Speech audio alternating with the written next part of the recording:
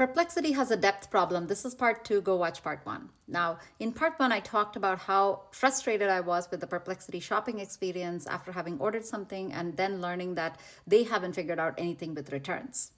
This isn't limited to shopping. I'm learning that as I use different Perplexity products and features, I find that I really like the initial user experience of it, but it does result in eventual fatigue and me not using the product at all. Repeat usage of products is driven by both initial fatigue and eventual fatigue. In order for products to have long term usage, we need to be building workflows that are enjoyable to use time and time again. It's not uncommon for products to suffer from these types of fatigues. Now, if initial fatigue means that pretty shortly after you're starting to use a product, you're already feeling the fatigue and you won't continue using it. This is why people tell you you cannot give like long forms for users to fill out before you've shown them something of value, for example. So your onboarding cannot be taking and taking from the user without giving anything.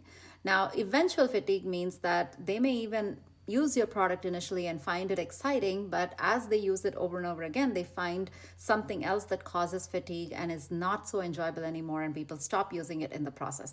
I think Perplexity is falling into the second category. I noticed it with Perplexity's Comet. I was very enthusiastically using it the first week and it even did a lot of valuable work for me. But then I figured out that it requires a lot of nudging and the agentic workflows in Comet are basic at best. And so I haven't returned to it because I feel like my productivity is ruined because of the way I'm interacting with Comet. I also noticed it with their APIs. Their APIs are built on Sonar, which is their in-house model, which is not as robust as OpenAI or Anthropic models. And there doesn't appear to be an option to choose a different model in the API, which means that not all the responses that it provides are very robust. And over time, it is starting to wear me out. We were initially loving the lower latency responses we were seeing from the Perplexity APIs relative to OpenAI, but then over time, the quality of these outputs are just, sub-average sometimes.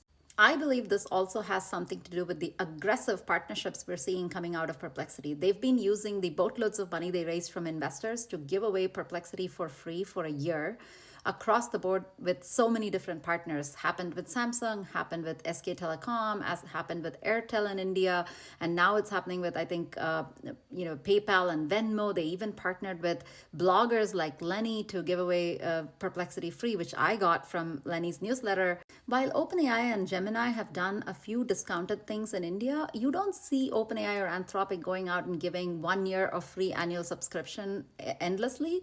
So that is indicative of Perplexity's lack of long-term usage, at least, if not retention at all overall.